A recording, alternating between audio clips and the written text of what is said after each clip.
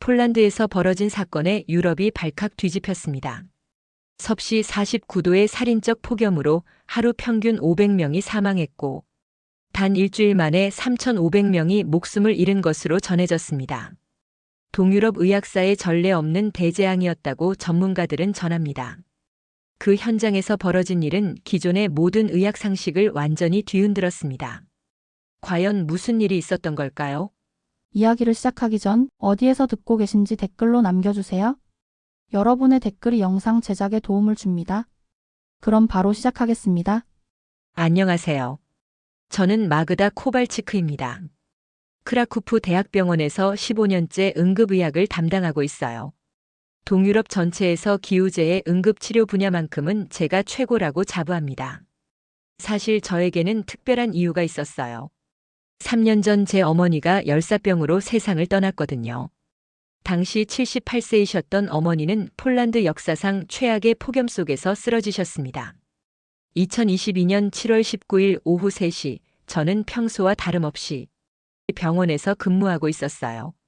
그때 집에서 급한 전화가 왔습니다. 어머니가 의식을 잃고 쓰러지셨다는 것이었어요. 저는 즉시 응급차를 보내고 직접 응급실로 달려갔습니다. 어머니가 들것에 실려오시는 모습을 본 순간 가슴이 멈추는 것 같았어요. 체온이 45도까지 올라가 있었고 의식도 없었습니다.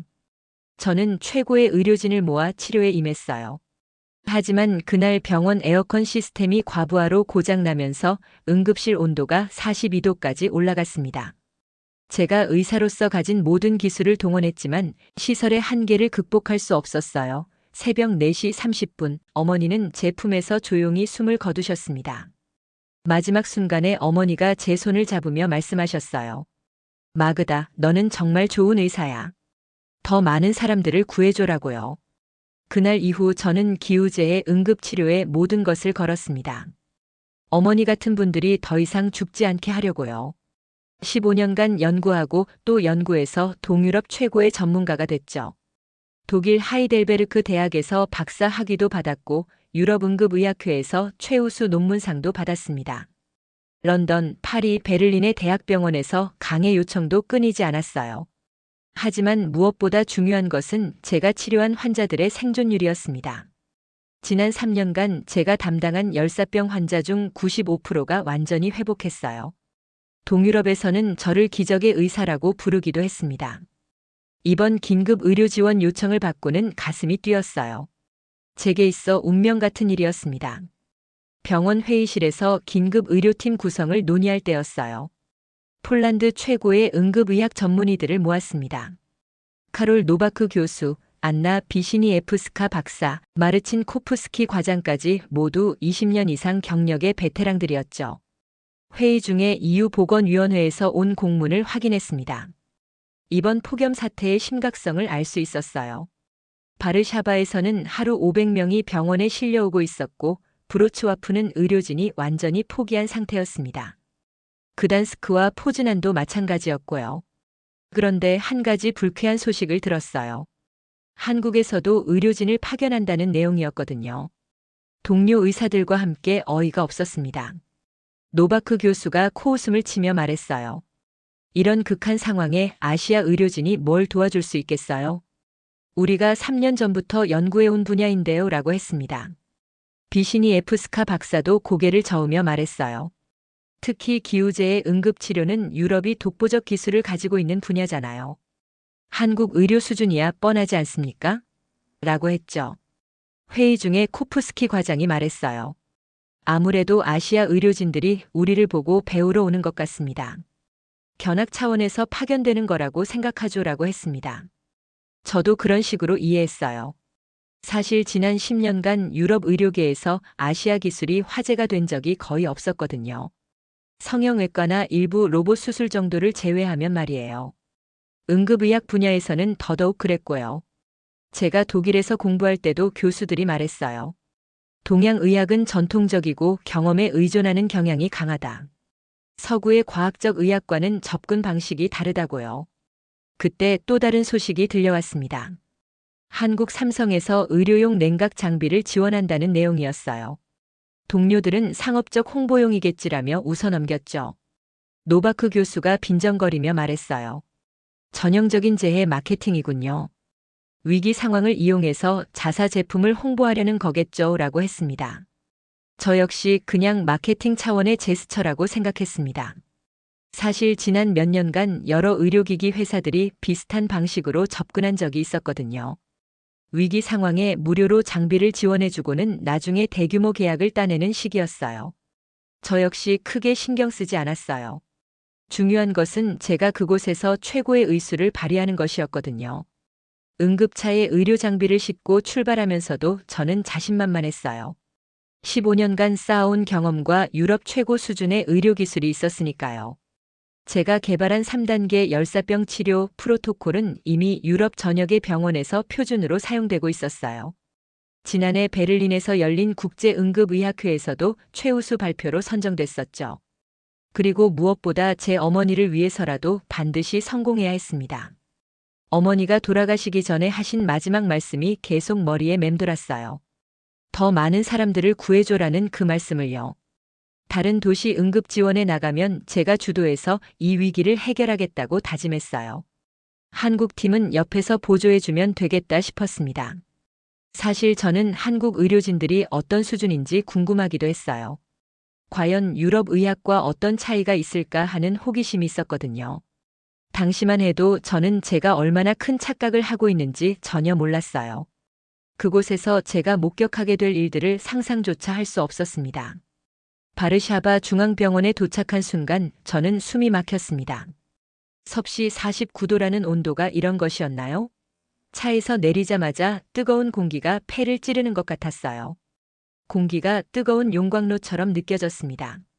몇 걸음만 걸어도 의료진들이 땀으로 흠뻑 젖어 있었어요. 이게 정말 의료진이 일할 수 있는 환경인가 싶었습니다. 병원 건물에 들어서자마자 더욱 충격적인 광경이 펼쳐졌어요. 응급실 에어컨도 과부하로 제대로 작동하지 않았습니다. 실내 온도가 40도를 넘나들고 있었어요. 의료진들이 30분마다 교대로 나와서 차가운 물수건으로 몸을 식혀야 했습니다. 간호사 한 분은 탈진으로 쓰러져서 링거를 맡고 있었어요. 제가 15년간 응급실에서 일하면서도 이런 극한 상황은 처음이었습니다. 응급실에 도착했을 때 저는 더욱 큰 충격을 받았어요. 들것에 실려오는 환자들이 끊임없이 이어졌거든요. 마치 전쟁터 응급실 같았습니다. 복도에도 환자들이 바닥에 누워 있었고 보호자들은 절망적인 표정으로 서 있었어요. 신음소리와 울음소리가 뒤섞여서 응급실 전체가 아비규환이었습니다. 제가 독일에서 연수받을 때도 런던에서 응급의학을 공부할 때도 이 정도 규모의 재난은 본 적이 없었어요. 현지 의료진들은 이미 지쳐 보였습니다. 야누시 코발스키 병원장이 저를 맞으러 나왔어요. 그의 표정에서 절망감이 역력히 드러났습니다. 눈 밑에는 짙은 다크서클이 있었고 음성도 쉬어 있었어요. 교수님, 정말 감사합니다라고 말하면서 손을 꽉 잡았습니다. 매일 엄청난 수의 사망자가 발생하는데 도저히 감당이 안 됩니다. 어제는 하루에 47명이 세상을 떠났어요. 제가 30년간 의사로 살면서 이런 무력감은 처음입니다라고 하더군요. 병원장이 계속 말했습니다. 폴란드 최고 전문의이신 교수님이 오셨으니 이제 좀 나아질 거라고 기대합니다. 저희 의료진도 한계에 달했거든요라고 했어요. 저는 자신있게 대답했어요. 걱정하지 마세요. 제가 해결해 보겠습니다. 지난 3년간 제가 개발한 치료 프로토콜이 있으니까요. 95% 생존율을 보장할 수 있어요라고 했죠. 그런데 병원장이 한마디 더 했습니다. 참, 한국 의료팀도 일주일 전에 크라쿠프에 도착했습니다. 벌써 놀라운 활동을 하고 있다고 들었어요 라는 얘기였어요. 저는 궁금해서 물어봤습니다. 한국 팀은 어떤 치료를 하고 있나요? 혹시 특별한 치료법이 있나요? 라고 말이죠. 병원장은 고개를 갸우뚱하더니 말했습니다. 글쎄요, 뭔가 특별한 장비를 가져와서 도시 전체에 설치했는데 그 후로 크라쿠프만 사망자가 0명이라고 해요. 정말 신기한 일이죠. 하지만 어떤 치료 원리인지는 아무도 모르겠더라고요. 뭔가 첨단 기술을 쓰는 것 같은데 저희 의료진도 이해하기 어려워해요라고 했어요. 저는 속으로 생각했습니다. 역시 한국 팀은 경증 환자들만 골라서 받고 있구나. 아마 자신들도 이런 극한 상황이 처음이라 당황하고 있는 것 같다고 판단했어요. 사실 외국 의료진들이 현지에 와서 바로 적응하기는 어려우니까요. 언어 문제도 있고 현지 의료 시스템도 다르고요. 아마 안전한 케이스들만 맡아서 좋은 결과를 내고 있는 것 같다고 생각했습니다. 저는 곧바로 환자들을 보기 시작했습니다. 첫 번째 환자는 68세 남성이었어요. 농부셨는데 밭에서 일하다가 쓰러지셨다고 했습니다. 체온이 46.5도였고 의식도 반원수 상태였어요. 저는 즉시 제가 개발한 프로토콜을 적용했습니다. 1단계로 급속 냉각을 시작하고 2단계로 전해질 보정을 하고 3단계로 장기 보호 치료를 시행했어요. 하지만 첫 환자를 본 순간 저도 당황했어요. 크라쿠프에서 경험했던 열사병과는 차원이 달랐거든요. 두 번째 환자는 더욱 심각했습니다. 35세 젊은 여성이었는데 체온이 47.8도까지 올라가 있었어요. 이미 신장 기능도 떨어져 있었고 간 수치도 급격히 상승하고 있었습니다. 제가 15년간 치료해온 케이스 중에서도 가장 심각한 상태였어요. 체온이 47도를 넘나드는 환자들이 부지기수였습니다. 의식을 잃고 경련을 일으키는 사람들도 많았고요. 어떤 환자는 이미 다장기 부전 증상까지 보이고 있었어요. 저는 유럽에서 가져온 최신 치료법을 적용했습니다.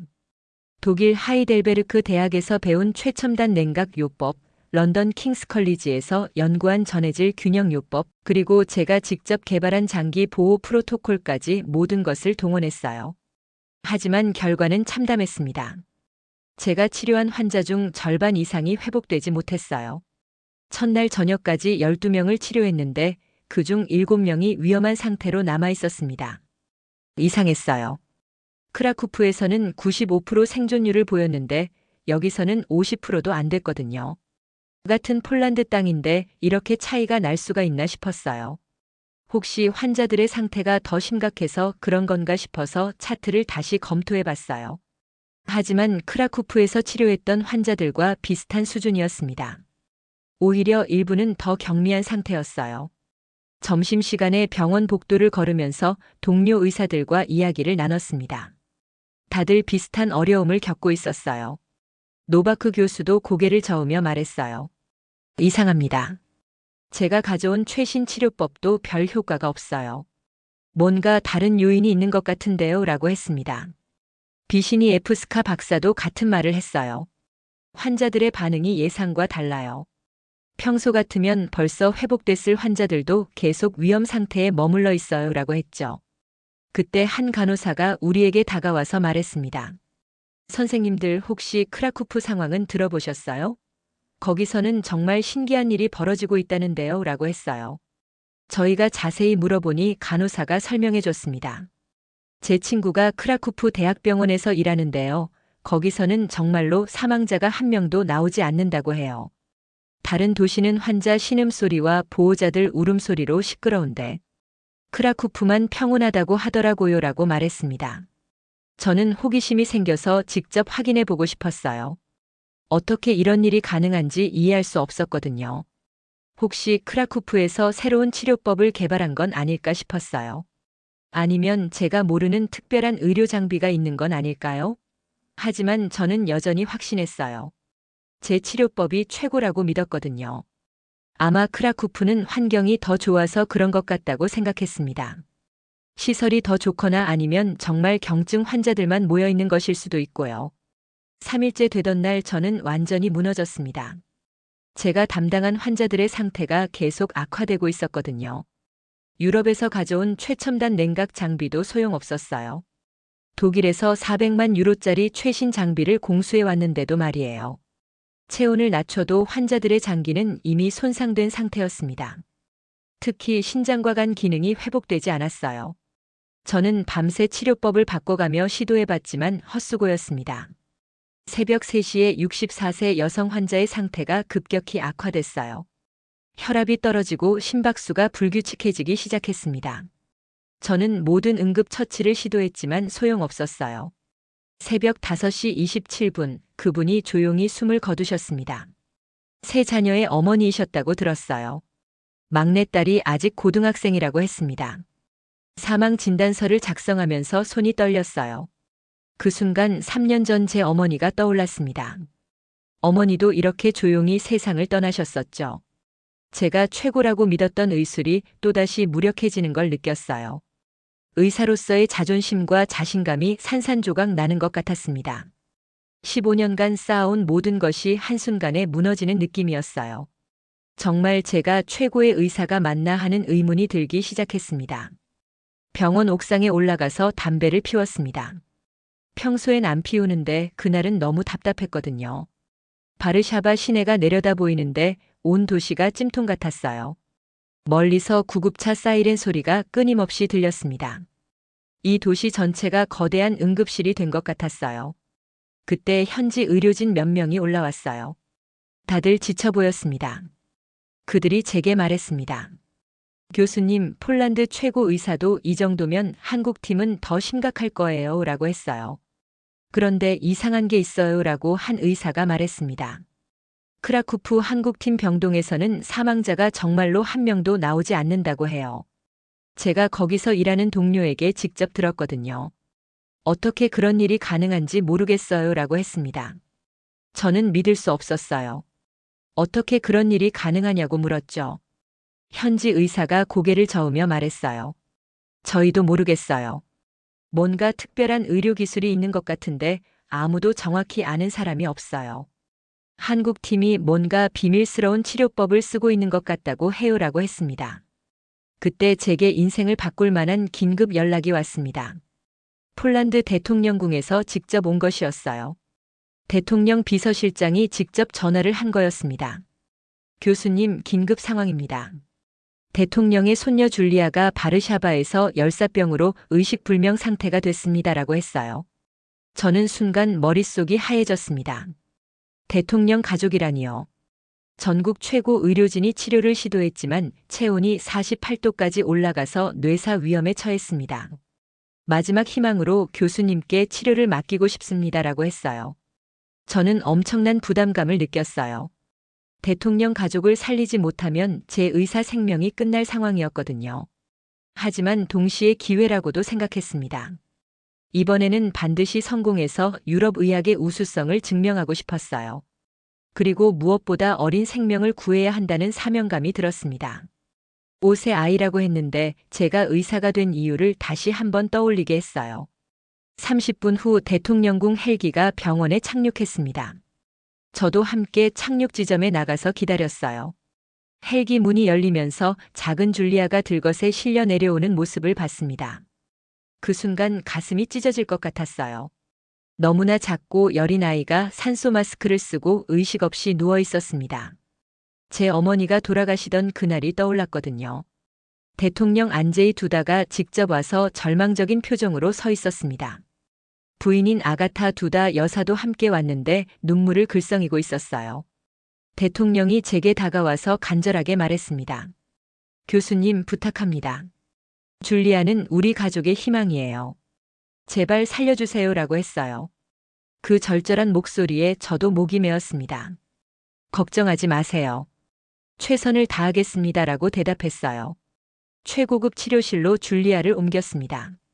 병원에서 가장 좋은 시설을 가진 VIP 병실이었어요. 유럽에서 가져온 모든 장비를 총동원했습니다. 독일제 최첨단 냉각 장비, 스위스제 정밀 모니터링 시스템, 프랑스제 생명 유지 장치까지 최고급 의료 장비들을 모두 설치했어요. 제가 15년간 쌓아온 모든 노하우를 동원해서 치료 계획을 세웠습니다. 최신 냉각 치료법과 약물 요법을 적용했습니다.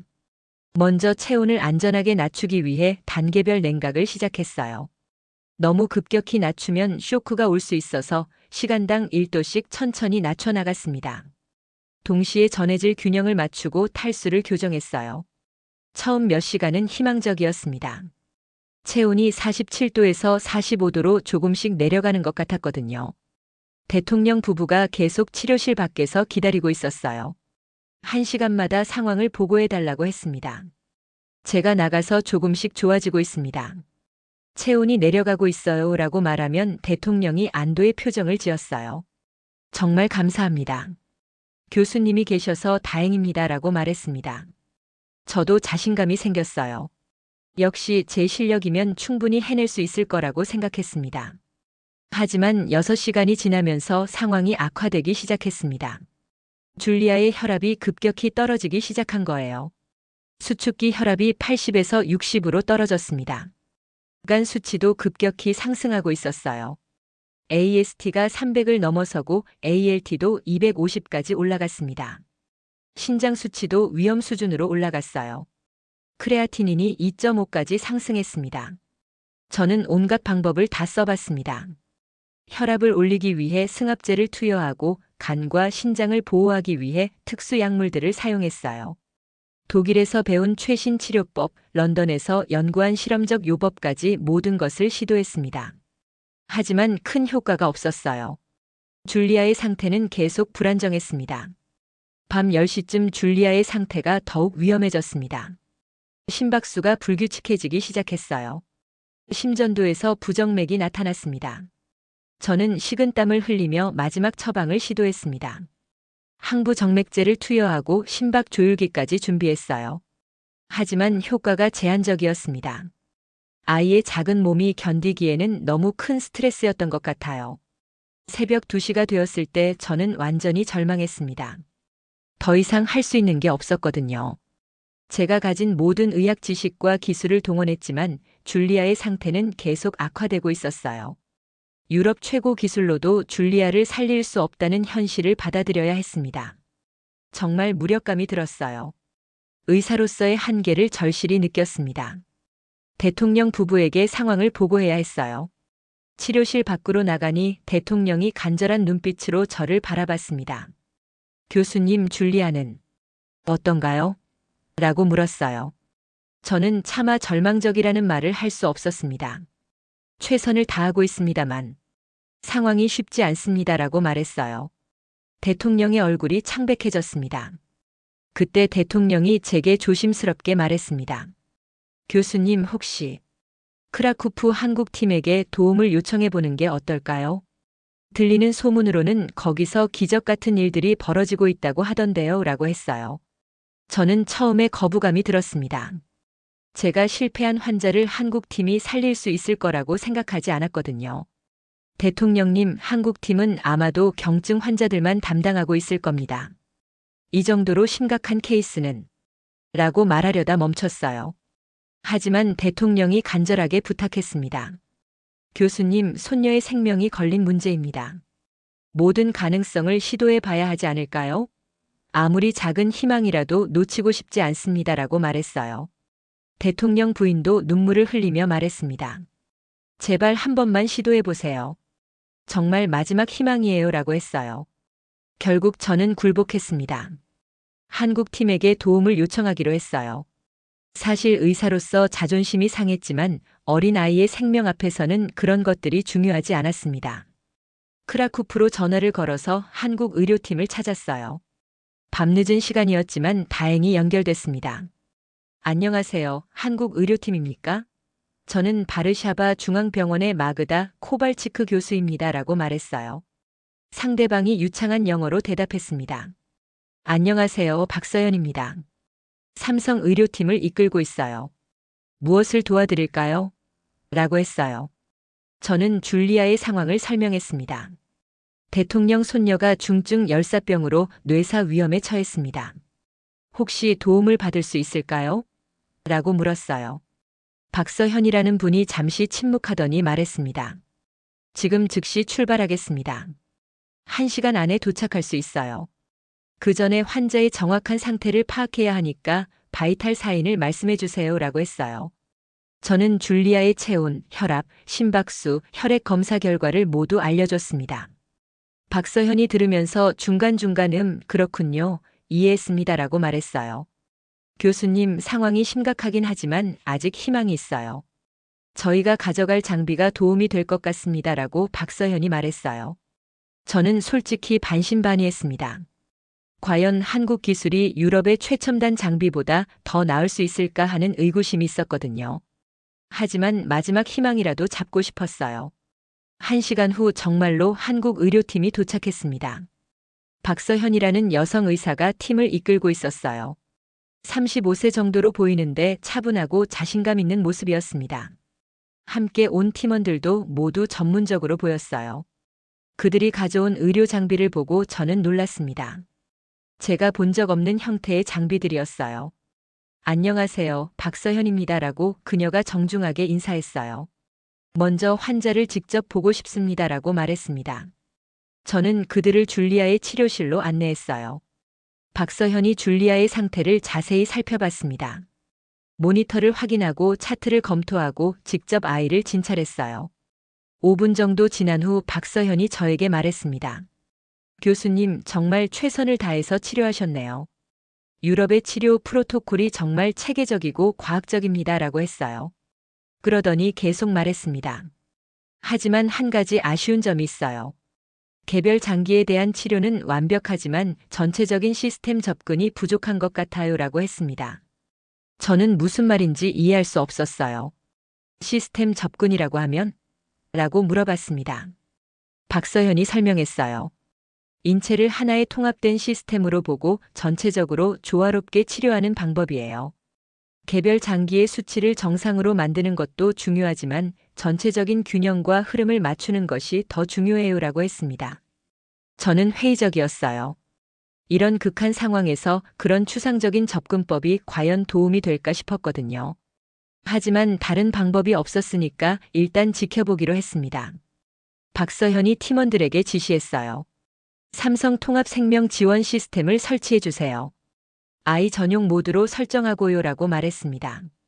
30분 만에 모든 장비가 설치됐습니다. 정말 신기한 광경이었어요.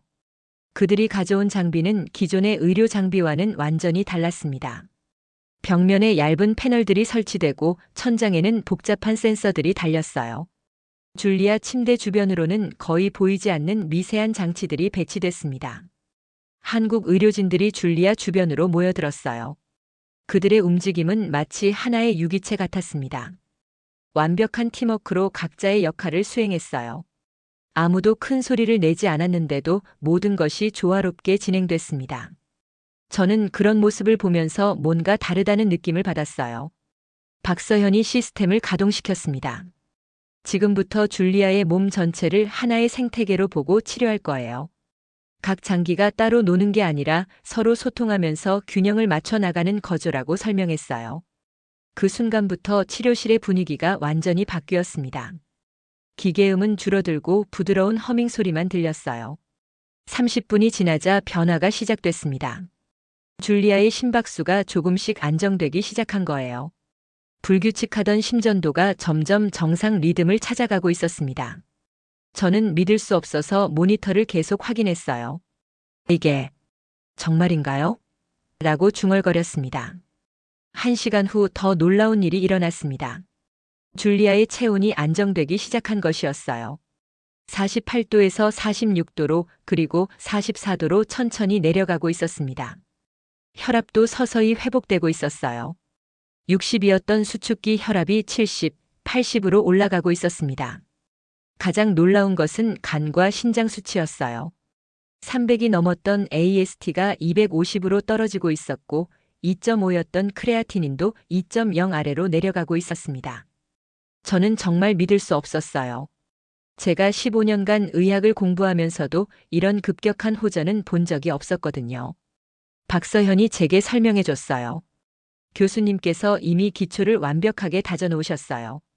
저희는 그 위에 전체적인 조화만 맞춰준 거예요. 마치 오케스트라에서 지휘자가 하는 역할처럼요라고 했습니다.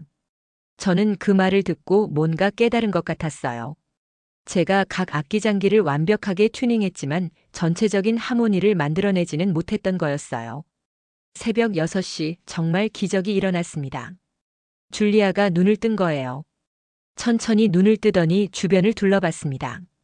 할아버지, 할머니 라고 작은 목소리로 불렀어요. 완전히 의식을 회복한 것이었습니다. 저는 그 순간 무릎이 꺾이는 걸 느꼈습니다. 대통령 부부가 급히 치료실로 들어왔어요. 줄리아를 보자마자 대통령이 무릎을 꿇고 눈물을 흘렸습니다. 줄리아야, 할아버지야. 정신 차렸구나 라고 말하면서 아이의 손을 잡았어요. 대통령 부인도 눈물을 흘리며 우리 공주님 정말 다행이야라고 말했습니다. 대통령이 박서현에게 다가가서 깊이 머리를 숙였어요. 정말 감사합니다.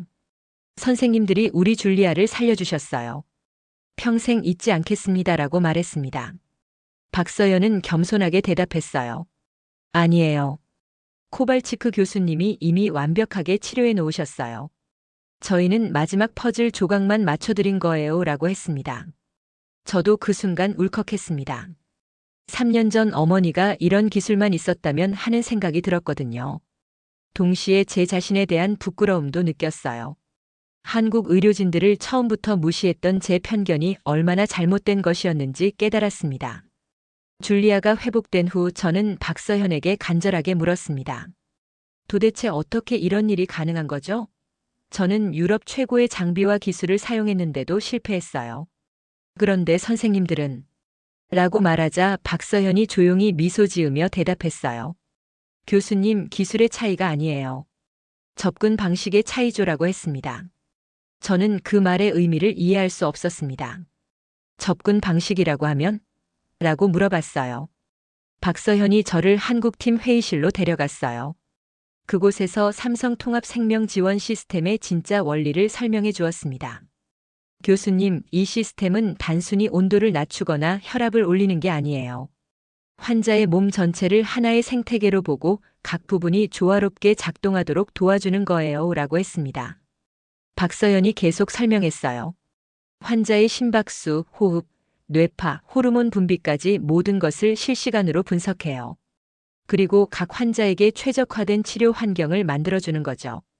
마치 숙련된 한이가 맥을 짚듯이 AI가 환자의 전체적인 생명 리듬을 읽어내는 거예요 라고 했습니다. 저는 놀라서 물었습니다. 그런 정밀한 기술이 언제부터 가능했나요? 유럽에서는 들어본 적이 없는데요 라고 했어요. 박서현이 대답했어요.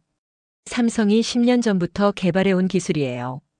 처음에는 반도체 공장의 온도와 습도를 정밀하게 관리하기 위한 기술이었는데 그것을 의료 분야로 확장한 거죠. 반도체 제조처럼 미세한 환경 변화도 감지하고 조절할 수 있어요 라고 했습니다. 하지만 기술만으로는 부족해요 라고 박서현이 강조했어요. 가장 중요한 건 환자를 바라보는 마음이에요. 기계가 아무리 정밀해도 사람의 따뜻함과 정성을 대신할 수는 없거든요 라고 했습니다. 저는 그제서야 깨달았어요. 한국 의료진들이 왜 그렇게 환자 곁을 지키는지를요. 왜 밤늦게까지 병실을 돌아다니며 환자들과 대화를 나누는지를요. 박서현이 저에게 말했습니다. 교수님의 유럽 의학 지식과 정밀함은 정말 세계 최고예요. 제가 존경하는 수준이에요. 하지만 환자는 기계가 아니라 사람이에요. 마음으로 치료해야 해요라고 했습니다. 그 순간 저는 3년 전 어머니가 떠올랐습니다. 그때 저는 의학적 처치에만 집중했었어요. 어머니의 손을 잡고 따뜻한 말을 건네지 못했죠. 어머니가 돌아가시기 전에 마지막으로 하신 말씀이 있어요 라고 제가 박서현에게 말했습니다. 더 많은 사람들을 구해달라고 하셨어요. 그런데 저는 그 의미를 잘못 이해했나 봐요. 기술적으로만 완벽하게 치료하는 게 전부인 줄 알았어요 라고 털어놨습니다. 박서현이 조용히 들어주었어요. 그리고 말했습니다. 어머니께서 말씀하신 구한다는 것은 단순히 생명을 연장하는 게 아니에요. 환자가 진정으로 치유받도록 도와주는 거예요. 몸뿐만 아니라 마음까지도요 라고 했습니다. 제가 의사가 되고 싶었던 진짜 이유를 잊고 살았던 것 같았어요. 박서연이 계속 말했어요. 한국에서는 환자를 가족이라고 생각해요. 내 가족을 돌보듯 최선을 다해 치료하는 거죠. 그래서 밤새 환자 곁을 지키고 손을 잡아주는 거예요. 기술과 마음이 하나가 될 때 진정한 치유가 일어나거든요 라고 했습니다. 저는 부끄러웠습니다.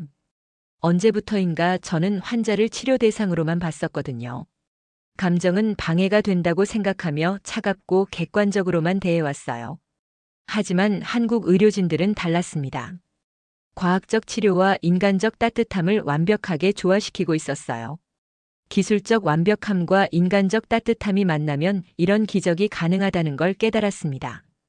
그날 밤 저는 한국 팀과 함께 병동 순회를 했습니다. 그들의 환자 돌봄 방식을 직접 배우고 싶었거든요. 박서현이 한 환자에게 다가가서 말했어요. 어르신, 오늘 컨디션이 어떠세요? 가족분들은 안녕하시고요? 라고 따뜻하게 물었습니다. 환자가 눈물을 흘리며 고마워했어요. 선생님 정말 고마워요. 저를 진짜 가족처럼 돌봐주시는군요 라고 말했습니다. 저는 그 모습을 보며 가슴이 뭉클했어요. 이것이 진짜 의사의 모습이구나 싶었습니다. 제가 15년간 의사를 하면서도 놓쳤던 가장 중요한 것이었어요. 환자와 의사 사이의 진정한 유대감, 그리고 치유에 대한 전인적 접근법 말이에요. 그런데 그날 밤 저에게도 시련이 찾아왔습니다. 다른 병원의 응급 환자를 보러 가던 중 갑자기 어지러움을 느꼈어요. 바르샤바 밤 기온이 다시 올라가기 시작한 거였습니다. 에어컨이 없는 구급차 안에서 체온이 급격히 상승했어요. 저는 자가 진단을 해봤는데 맥박이 빨라지고 있었고 식은땀이 나기 시작했습니다. 이상하다, 열사병 증상인가? 라고 생각하는 순간 의식이 흐려지기 시작했어요. 저는 구급차에서 의식을 잃었습니다. 마지막으로 기억하는 것은 구급대원이 의사 선생님 하고 부르는 소리였어요. 깨어보니 크라쿠프 대학병원이었어요. 제가 평소에 근무하던 바로 그 병원이었습니다. 동료 의사인 노바크 교수가 제 옆에 서 있었어요. 마그다, 정신 차렸구나. 정말 놀랐어 라고 말했습니다. 열사병 초기 증상이었어. 체온이 42도까지 올라갔었다고라고 설명해 줬어요. 그런데 정말 다행이야. 한국팀의 새로운 시스템 덕분에 빠르게 회복됐어 라고 노바크 교수가 말했습니다. 저는 그제서야 주변을 둘러봤어요. 제가 누워있는 병실에 한국팀이 설치한 삼성 시스템이 가동되고 있었습니다. 부드러운 허밍 소리와 함께 시원한 공기가 순환하고 있었어요. 그 순간 저는 깨달았어요. 이 기술이 정말로 생명을 구할 수 있다는 것을요. 제가 직접 경험한 일이었으니까요. 만약 이 시스템이 없었다면 저도 3년 전 어머니처럼 될 수 있었을 거라는 생각이 들었습니다. 어머니가 그날 이런 기술만 있었다면 분명히 살 수 있었을 거라는 확신이 들었어요. 박서현이 병문 안을 왔어요. 걱정스러운 표정으로 교수님, 컨디션이 어떠세요? 많이 놀라셨죠? 라고 물어봤습니다. 저는 솔직하게 말했어요. 정말 죄송해요. 지금까지 한국 의료기술을 의심하고 무시해서 정말 죄송합니다. 제 편견이 얼마나 위험하고 어리석은 것이었는지 이제야 깨달았어요 라고 고백했습니다. 박서현이 제 손을 잡으며 말했어요. 아니에요, 교수님. 편견은 누구에게나 있는 거예요. 저희도 처음에는 유럽 의학에 대해 막연한 선입견이 있었어요. 중요한 것은 진실을 받아들이는 용기예요 라고 했습니다. 그리고 조심스럽게 물어봤어요. 혹시 괜찮으시다면 어머니 이야기를 좀 더 들려주실 수 있나요? 라고 했습니다. 저는 3년 전 그 아픈 기억을 자세히 털어놨습니다. 의사로서 어머니를 구하지 못했던 무력감, 완벽한 의료기술에 대한 집착, 그리고 3년간 품고 살았던 죄책감까지 모든 것을 말했어요. 어머니가 마지막에 하신 말씀이 계속 저를 괴롭혔어요. 더 많은 사람들을 구해달라고 하셨는데 정작 가장 소중한 분을 구하지 못했으니까요 라고 했습니다. 박서현이 조용히 들어주었어요. 그리고 따뜻하게 말했습니다. 어머니께서 하늘에서 보고 계실 거예요. 딸이 이렇게 진정한 의사가 되어가는 모습을요. 그리고 앞으로 어머니 같은 분들이 더 이상 그런 고통을 겪지 않게 될 거라는 것도 알고 계실 거예요 라고 위로해 줬습니다. 교수님은 이미 많은 사람들을 구해오셨어요. 그리고 이제는 더 많은 사람들을 구할 수 있는 새로운 방법을 알게 되셨잖아요 라고 박서연이 말했습니다. 그 순간 저는 눈물이 났어요. 3년 동안 품고 있던 죄책감과 절망감이 조금씩 녹아내리는 것 같았습니다. 박서연이 계속 말했어요. 어머니께서도 딸이 편견을 넘어서 진실을 받아들이는 용기를 보이신 것을 자랑스러워 하실 거예요. 그리고 이제는 정말 진정한 의사가 되었다고 인정해 주실 거예요 라고 했습니다. 저는 그제서야 깨달았어요. 의사가 된 진짜 이유를 다시 찾았다는 걸요. 단순히 병을 고치는 게 아니라 사람을 치유하는 것이 의사의 진정한 역할이라는 걸 알게 됐습니다. 퇴원 후 저는 완전히 다른 의사가 되어 있었습니다.